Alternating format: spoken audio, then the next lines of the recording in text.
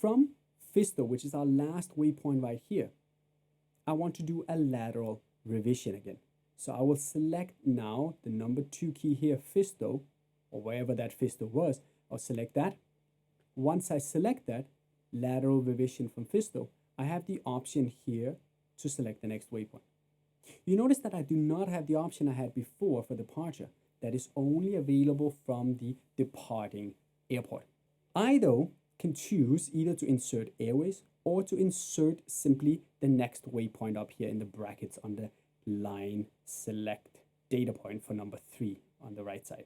But I want to insert Airways as I have a long route that I want to insert.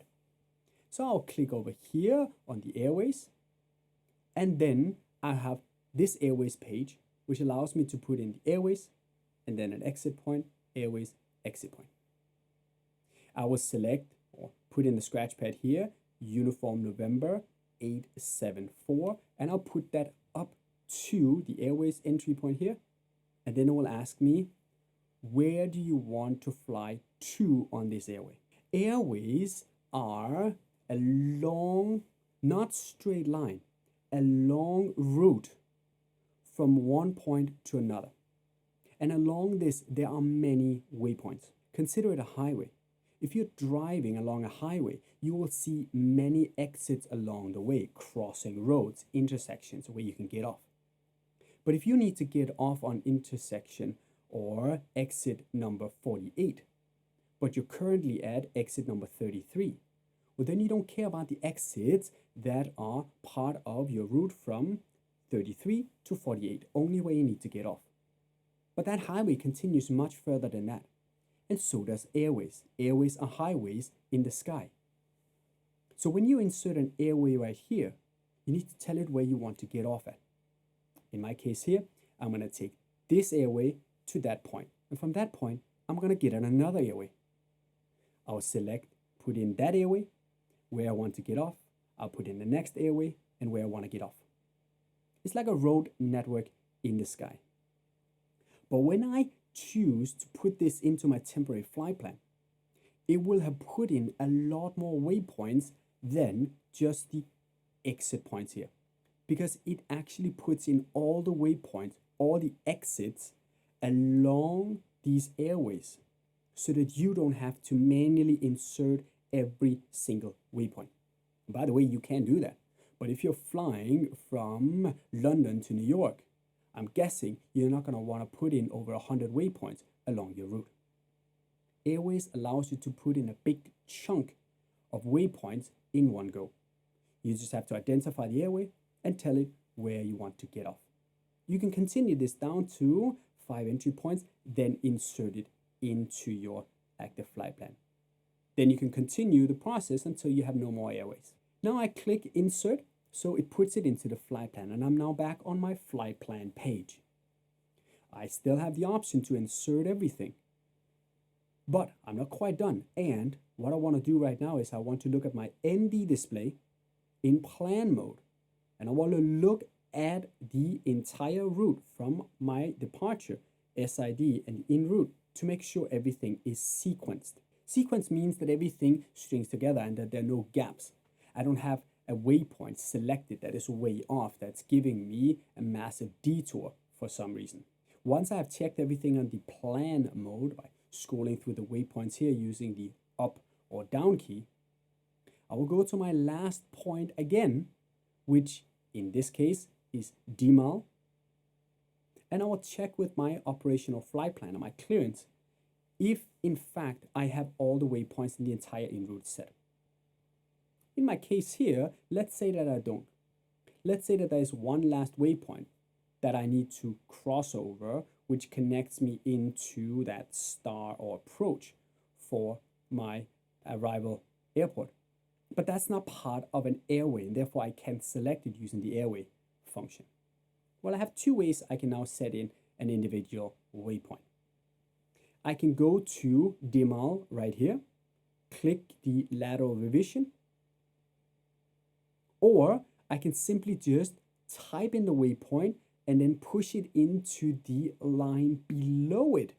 See where it says flight plan discontinuity? If I select the line select key number 3 right here, it's going to push it in, push everything else down, and kind of slide it in right there. And that became a direct fly from Dimal to Aleso on the flight plan. Another way to do it, not as commonly used, but equally right to do, is by going back to Dimal, click here, lateral revision. Lateral revision, I can simply put in Aleso over here, next waypoint, and it will give me the exact same layout. Either one is easy to do, but to save a few steps, it might be easier just to put it in and push it in where you want it. And yes, you can also insert waypoints in between two existing waypoints. Simply type it in and put it in. But it will create a flight plan discontinuity if they don't string together. So always check it on your ND display in plan mode. Now we have the entire en route here, and Aleso is the last en route waypoint. I'm going to want now to set up my arrival information. And yes, you do have to set up the arrival information for departure. Do not leave this and consider this okay to be set up later. For the aircraft to give you accurate performance and fuel burn-off, it needs a complete flight plan. Yes, it may change. The weather may change. It may be a different runway. You may get a different clearance, but you will set it in right now as estimated information and what type of approach you expect.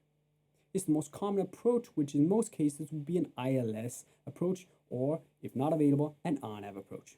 For me to do that, it's still a lateral revision. I will now click here, lateral revision, but from Echo Golf Lima Lima, which is my arrival.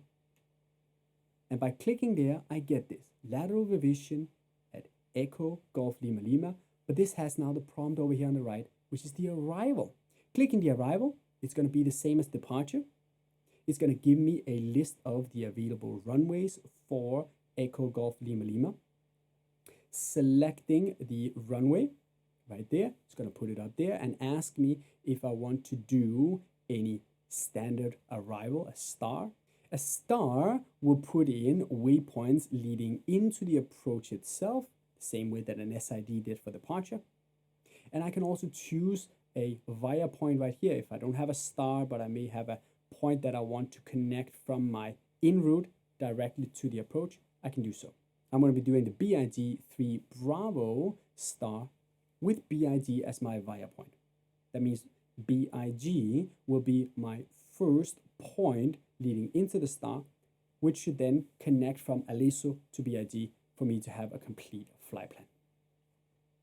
Once I insert that, it's going to insert BIG, the standard arrival, and the approach with its waypoints, course intercept, final approach fix, and missed approach procedure right here, and then say end of flight plan.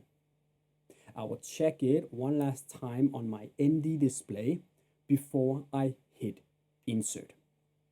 Once I hit insert, it's going to turn this green.